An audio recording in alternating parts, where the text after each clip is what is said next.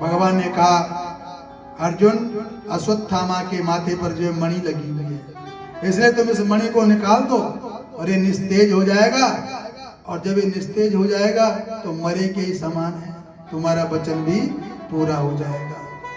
तो उसी समय जो है अर्जुन ने अपनी तलवार निकाली, अश्वत्थामा से जो है अश्वत्थामा के जो माथे पर जो तेज पुंज जो मणि थी वो निकाल दी और बेइज्जती करके जो है धक्का मार करके निकाल दिया कि जाओ, हमारे राज्य में तुम्हें रहने का कोई अधिकार नहीं है। अश्वत्थामा जो है बेइज्जती होकर के चला गया। मन में जो है प्रतिशोध की भावना अग्नि जल रही है कि कैसे पांडवों को जो है मैं मारूं। तो अश्वत्थामा सोचने लगा कि पांडव तो वृद्ध हो गए, पांडव तो बूढ़े हो गए, एक ना एक दिन इनको जो है जाना ही पड़ेगा। तो अश्वत्थामा ने सोचा कि जो इनका पोता जो उत्तरा के गर्भ में पल रहा है, क्यों ना उसी को मारूं। तो उसी समय जो है आज उसने पुनः उत्तरा के गर्भ की तरफ जो है ब्रह्मास्त्र छोड़ा और जैसे ही उत्तरा ने उस अस्त्र को अपनी तरफ आते हुए देखा तो तुरंत भगवान को याद करने लग गई। अपने ससुरों को याद नहीं किया, अर्जुन को भी बुला सकती थी, युधिष्ठिर महाराज को भी बुला सकती थी, लेकिन पांडवों को किसी को भी नहीं बुलाया, क्योंकि द्रौपदी ने कहा था, बेटी अगर तुम्हारे जीवन में कोई आपदा आए, कोई विपत्ति आए तो संसारियों की तरफ मत देखना, क्योंकि मैं भुगत चुकी हूं, मैं देख चुकी हूं। जब दुशासन ने जो है भरी सभा में मुझे नग्न करना चाहा तो कोई भी नहीं आया था और मैंने उस बांके बिहारी को याद किया था। कहां जा छुपे हो बता दो कन्हैया, यहाँ लाज मेरी लुटी जा रही है। कहां जा छुपे हो प्यारे कन्हैया, यहाँ लाज मेरी लुटी जा रही है। द्रौपदी कह रही है कि मैंने पांडवों को पुकारा, बड़े बड़े मगरमच्छ थे वहां, लेकिन कोई भी मेरी सहायता के लिए नहीं आया। और जब मैंने उस कन्हैया को पुकारा तो वही साड़ी के रूप में आया और उसने ही मेरी लाज बचाई। इसलिए बेटी अगर जीवन में कोई विपदा आए, कोई आपदा आए तो दुनिया का सारा मत देखना, दुनिया तेरी रक्षा नहीं करेगी, इसलिए तू भगवान को याद करना। और आज जो है द्रौपदी की याद आई उत्तरा को, तो उसी समय जैसे ही वो अश्वत्थामा का अस्त्र जो है उत्तरा की गर्भ की तरफ आ रहा था, भगवान को याद किया कि पाहि पाहि महायोगिन देव देव जगत पते, नानम त्वद्भयं पश्ये यत्र मृत्यु परस्परम। आज भगवान को याद किया कि प्रभु मुझे अपने प्राणों की, अपने प्राण इतने प्यारे नहीं है, जो तुम्हारे वंशधर को, जो तुम्हारे वंशधरों का जो उनका पोता जो मेरे गर्भ में पल रहा है महाराज, मैं उसकी रक्षा के लिए आपको पुकार रही हूं। इसलिए आप जो है मेरी रक्षा करो, मेरे गर्भ की रक्षा करो। कामम दहतु माम नाथ मामे गर्भो निपात्यताम। जो पांडवों का वंशधर जो मेरे गर्भ में पल रहा है, उस गर्भ की रक्षा करो। इस प्रकार से जो है भगवान आए और भगवान जो है सूक्ष्म रूप धारण करके उत्तरा के गर्भ में प्रवेश कर दिया था भगवान ने। यानी भगवान जो है अगर हम सच्चे मन से भगवान को याद करेंगे तो भगवान हमारी विपदाओं को, आपदाओं को क्यों नहीं हरेंगे, हरते हैं मेरे प्रभु। इस प्रकार से 9 महीने तक जो है परीक्षित की रक्षा की गर्भ में। और जब पांडवों की विजय हुई, ढोल नगाड़े बजे, अब भगवान कृष्ण ने कहा युधिष्ठिर महाराज से कि तुम ऐसा करो, अपने बड़ों को जो है तब तक कुरुक्षेत्र में जाकर के, सरोवर में जाकर के 3-3 अंजलियां दे दो, और इतनी देर में मैं गांधारी बुआ से मिलकर के आता हूं।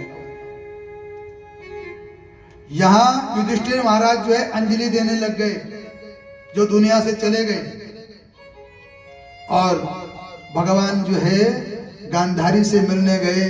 गांधारी जो है अपने बच्चों के सब को उठा उठा करके जो अपने हृदय से लगा रही थी। भगवान वहां पर उपदेश करने लग गए गांधारी को कि बुआ, ये तो संसार का नियम है, जो संसार में आता है उसको जाना पड़ता है। आए हैं सो जाएंगे, राजा रंग फकीर, एक सिंहासन चढ़ चले, एक बंद जात जंजीर। जहाँ तस्य हि ध्रुवो मृत्यु ध्रुवम जन्म मृतस्य च, तस्मात् परिहार्यते न त्वं शोचितुमर्हसि। यहाँ उपदेश दे रहे थे और गांधारी बुआ कहने लगे तुम कृष्ण हो? कहाँ बुआ, मैं कृष्ण हूं, प्रणाम करता हूं। कहा जिस प्रकार से तूने मेरी खानदान को आपस में भाई से लड़ाया, मैं भी तुम्हें साथ देती हूं कि तुम्हारा परिवार, तुम्हारा खानदान भी ऐसे ही आपस में लड़ेगा और ऐसे ही तुम्हारा परिवार जो समाप्त हो जाएगा। भगवान मुस्कुराए, कहा बुआ, इसी सांप को लेने के लिए मैं तुम्हारे पास आया था, ये सांप नहीं हमारे लिए वरदान है। यहाँ भगवान ने गांधारी को बहुत तरह से समझाया। अब जो है यहाँ युधिष्ठिर महाराज अंजलियां दे रहे थे और बगल में कुंती मैया खड़ी थी। जब युधिष्ठिर महाराज ने अपने पूर्वजों को अंजलियां दे दी, तिलांजलि दे दी, तो कुंती मैया दौड़ी दौड़ी युधिष्ठिर के पास आई और कहने लग गई, बेटा तुम बहुत समझदार हो, मैं जानती हूं, लेकिन बेटा तुम ऐसा करो, 3 अंजलि जो है कर्ण को भी दे दो। युधिष्ठिर महाराज मुस्कुराए, मां तुम कितनी बड़ी भोली भाली हो, तुम्हें पता है अंजलि जो है, जो तिलांजलि दी जाती है मरने के बाद, वो केवल अपने खानदान वालों को ही दी जाती है, और ये कर्ण तो हमारी खानदान का नहीं है, इसको हम नहीं दे सकते। जब इस प्रकार से युधिष्ठिर महाराज ने अपनी मां कुंती से ये बात कही, तो कुंती मैया जो है अंदर से बड़ी द्रवित हुई, बड़ी पीड़ा हुई, और आज जो वर्षों से पहले जो छुपाया हुआ राज था, आज वो युधिष्ठिर महाराज के सामने प्रकट किया। कहा बेटा, एक कर्ण जो है रथवाया का बेटा नहीं है। युधिष्ठिर महाराज ने कहा था ना, ये तो रथवाया का बेटा है, उसका लालन पालन हुआ था। आज कुंती बुआ ने सारी बात बताई कि बेटा युधिष्ठिर, जब मैं कुंवारी थी, मेरा विवाह नहीं हुआ था, तो एक बार हमारे घर में दुर्वासा ऋषि पधारे, और दुर्वासा ऋषि की मैंने इतनी सेवा की, दुर्वासा ऋषि जो है मेरी सेवा को देख करके रीझ गए, प्रसन्न हो गए, और उन्होंने जाते समय मुझे देवताओं के मंत्र दिए। कहा बेटी पृथा, जब भी तुम्हारे मन में अगर किसी देवता को देखने की इच्छा प्रकट होगी, तो इस देवता का मंत्र उच्चारण करना, वो देवता तुम्हारे पास आ जाएगा। मेरे भाई बहन, कुंती कह रही है, जब दुर्वासा महाराज चले गए, तो एक दिन मैंने सोचा कि ऋषि राज ने ये मंत्र मुझे दे तो रखे हैं, ये असली है कि नकली है, जरा देखूं तो सही। तो उसी समय जो है भगवान सूर्य नारायण का मंत्र उच्चारण किया, और जैसे ही सूर्य नारायण का मंत्र उच्चारण किया, भगवान सूर्य नारायण जो है पृथा के पास आ गए, कुंती के पास आ गए, और कुंती कह रही है मुझे बड़ा आश्चर्य हुआ, और सूर्य नारायण जी ने जो है ये कर्ण रूपी बेटा मेरी गोदी में डाल दिया। मैं कुछ कहना चाहती थी उनसे, लेकिन इतने देर में वो चले गए। बेटा युधिष्ठिर, लोक लज्जा के कारण मैंने सोचा कि मेरा विवाह तो हुआ नहीं, और लोग दुनिया वाले बोलेंगे विवाह हुआ नहीं और बेटा पहले ही हो गया। इस लोक लज्जा के कारण मैंने एक पिटारी में जो है उस कर्ण को नदी में बहा दिया।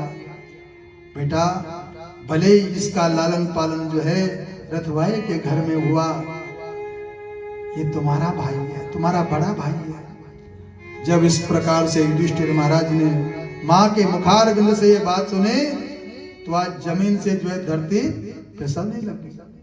माँ, तुमने इतना बड़ा राज हमसे छुपाया। माँ, अगर तू ये राज मुझे पहले ही बता देती तो इतना बड़ा युद्ध ना होता, भाई के हाथ से भाई नहीं मारा जाता। माँ, तुमने कितना बड़ा धोखा किया। युधिष्ठिर महाराज ने आज नारी समाज को साफ दे दिया कि माँ, मैं साफ देता हूं कि आज के बाद जो है किसी नारी के मन में, किसी स्त्री के मन में कोई गुप्त बात जो है पचे ना। युधिष्ठिर महाराज ने साबित कर दिया। मेरी बहनें बड़ी भोली भाली होती है, अगर कोई बातें कह दो इनको, घर में कोई सलाह करो, विचार विमर्श करो और कह दो कि इस बात को जो है अपने तक ही रखना, किसी को बताना मत। लेकिन इनके मन में जो उबाले आते रहते हैं कि कब जो है रात खुलेगी और कब मैं अपनी सहेली को बताऊंगी, प्रातः काल जो है अपनी सहेली को बताऊंगी। ये मेरी बहनों का, मेरी बच्चियों का दोष नहीं, ये तो युधिष्ठिर महाराज ने साफ दिया था। तो इसलिए ये बड़ी भोली भाली होती हैं। और जब तक वो बात जो है एक घर से दूसरे घर, दूसरे घर से तीसरे घर, जब तक पूरे मोहल्ले में, पूरे नगर में नहीं फैल जाती, तब तक जो है चैन नहीं मिलता, तब तक जो है इनको चैन नहीं मिलता, शांति नहीं मिलती। तो इनका दोष नहीं, ये जो है युधिष्ठिर महाराज ने साफ दिया था। तो इस प्रकार से जो है युधिष्ठिर महाराज ने कहा, अब मैं राजगद्दी पर नहीं बैठूंगा। तो राजगद्दी पर नहीं बैठूंगा तो कहा चलो आज दादाजी जो है जाने वाले हैं। कौन है दादाजी? पितामह भीष्म, जो 57 दिन तक जो है बाणों की सैया पर लेटे रहे, क्योंकि उत्तरायण आ गया था, उत्तरायण का समय। और उत्तरायण का समय जब आया, माघ का महीना, और उस दिन थी एकादशी, और एकादशी वाले दिन जो है भीष्म पितामह ने सोचा कि अब मेरा जाने का समय आ गया, लेकिन प्रतीक्षा कर रहे थे किसकी? वो बंसी वाले की, क्योंकि बंसी वाले ने वचन दिया था, भीष्म पितामह ने वचन मांगा था। एक बार दुर्योधन ने भीष्म पितामह को सुनाया कि कई लोग हमारी सेना में ऐसे हैं, खाते हमारे हैं, खाते जो हैं हमारे घर में हैं, और भला जो है पांडवों का चाहते हैं। और भीष्म पितामह को ये बात चुभ गई कि ये दुर्योधन जो मुझे सुना रहा है। और यहां भीष्म पितामह ने कहा, दुर्योधन, कल मैं ऐसा भीषण युद्ध करूंगा कि पांडव जो है धरती से विहीन हो जाएंगे। तुम अपनी पत्नी को भेज देना मेरे पास, मैं उसको आशीर्वाद दूंगा। भानुमति थी दुर्योधन की पत्नी का नाम, भानुमति। तो इस बात का पता जो है भांगे बिहारी को चला गया। जब मेरे कन्हैया को इस बात का पता चला कि बाबा ने जो है दुर्योधन की पत्नी भानुमति को जो है ब्रह्म मुहूर्त में बुलाया आशीर्वाद देने के लिए, तो तुरंत बांके बिहारी ने क्या किया, भानुमति को उस दिन रोक दिया और द्रौपदी को जो है ले गए साथ में ब्रह्म मुहूर्त के समय में। और भीष्म पितामह ने कहा था कि कोई भी आना नहीं चाहिए, केवल एक ही नारी आए। अपने पहरेदारों को बता दिया था। तो ब्रह्म मुहूर्त में जो है आज भानुमति की जगह द्रौपदी चली गई, और आज जैसे ही प्रणाम किया, अखंड सौभाग्यवती भव, द्रौपदी ने कहा बाबा क्या तुम्हारा ये वचन सत्य होगा, तुम्हारा ये वरदान सत्य होगा? और जैसे ही भीष्म पितामह ने कहा कि तुम कौन हो, कहा मैं द्रौपदी हूं।